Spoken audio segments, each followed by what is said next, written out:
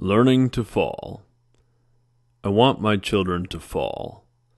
I want them to fall early and often. I want them to fall physically. I want them to fall mentally and emotionally. I want them to fall short of goals and ambitions. I want them to fall so they will learn to rise. I started training in martial arts, Taekwondo specifically, when I was 5 years old. And the practice of martial arts has been very important to me ever since. I began introducing Taekwondo and other martial arts elements to my children at a very young age. They began training in earnest when my son Mickey was probably 4 and my daughter Claire was 3. I introduced these tenets and belief systems of Taekwondo. I focused on discipline and basic techniques. The other thing I taught my children in those early training sessions was how to fall. Too often we don't teach others how to fall, but there are few skills more powerful in martial arts and in life. In martial arts, or any physical endeavor, falling properly, safely, is a simple matter of physics. Key teaching points involve tucking the chin to the chest and rolling through contact. The goal is to increase the impulse, spread the impact over the greatest practical surface area and period of time. It is such an important athletic skill, but we rarely take time to teach it in youth sports. At a time when concussion prevention is rightly at the forefront of the sports safety discussion, specific training to teach young athletes how to protect their bodies is greatly overlooked. Around the same time my children started training in martial arts, they also started gymnastics. Mickey has since bowed out of gymnastics, having turned his sights to other athletic endeavors, but he trained for some time, and Claire remains active in gymnastics. Honestly, I don't care if my children want to play sports now or when they're older, but if they do, I want them to be prepared. I think there's a lot of good that can come from sports participation, and athletics have been a large part of my life. But I'm always cautious when asking my children if they want to be involved in such endeavors. I want them to find their own passions, I don't want to sway them too heavily toward my own. That being said, it seems my children are also gravitating toward athletic pursuits, and I, like most parents, want to keep my children safe. In sports, part of that desire for safety means literally learning to fall. I don't care what the sport is either. If my children dive for a ground ball in Little League, I want them to execute that dive in a way that is natural and technically sound, a way that provides the lowest risk of injury. It's about body control, kinesthetic awareness, understanding how one's own body moves in space. That's why, in part, I feel martial arts and gymnastics are a logical starting point for youth athletic training.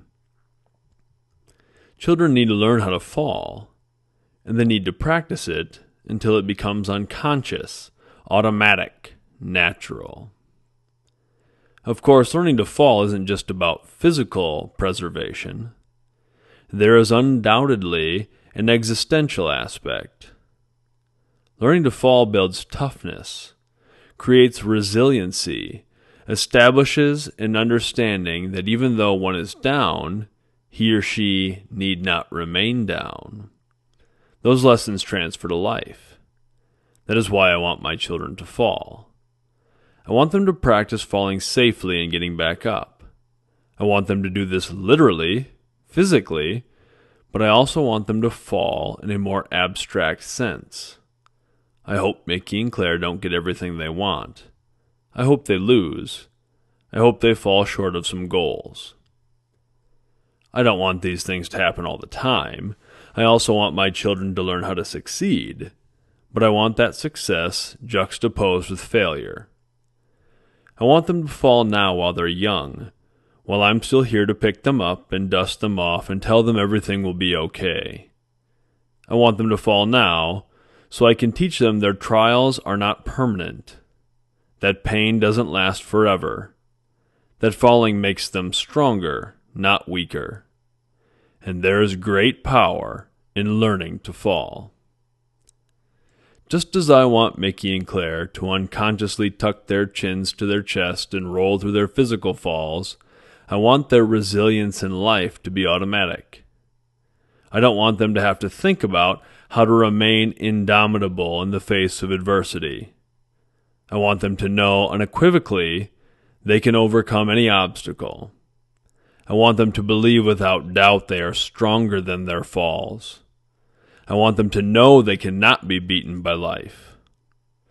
And just like learning to fall in physical training, learning to fall in life must be done incrementally and repeatedly. It must be trained. I'm grateful for every trial I've faced in my life. When I was 2 years old, I broke my femur stepping on a ball, split the bone top to bottom diagonally. After the break, I was confined to a body cast that ran from my left ankle to my chest and back down to my right knee. I don't remember the incident.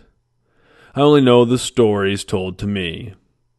My mother has recounted the writhing pain as they set the bone, and the nights I'd wake up screaming, my immobilized body ravaged with muscle spasms. Mom has talked about the whirlpool baths she tried to create for me after the cast was off, and my muscles and joints were sore and weak. Again, I don't remember any of this, but I'm grateful for the hardship. I believe it set a baseline, afforded me the opportunity to endure and overcome at an early age. I'm also grateful to my parents, not only for the emotional comforting and the massaging of sore muscles, but also for not putting me into a box and hiding me away from the world. I was their first child, their only child at the time, and I imagine the protective impulses of parenthood might make it difficult to cut a child loose after such an injury. But my parents didn't coddle me, and I am undoubtedly better for it. When I was in my cast, my parents would lay me belly down in an auto mechanics creeper so I could breaststroke my way around the neighborhood. About 2 years after the broken femur, I was actively training in martial arts. All the bumps and bruises and blood associated with years of martial arts training led into other sports. I played baseball and ran track. I played football through college. All along the way, there were struggles and failures and falls, pain both physically and mentally. I didn't face anything that should be considered a real tragedy by any means, but that's the point. Every challenging workout, every injury, every disappointing outcome built a competence, a resilience. Each challenge presented an opportunity to fall and get back up. Smaller challenges bested led to confidence and competence in attacking larger challenges.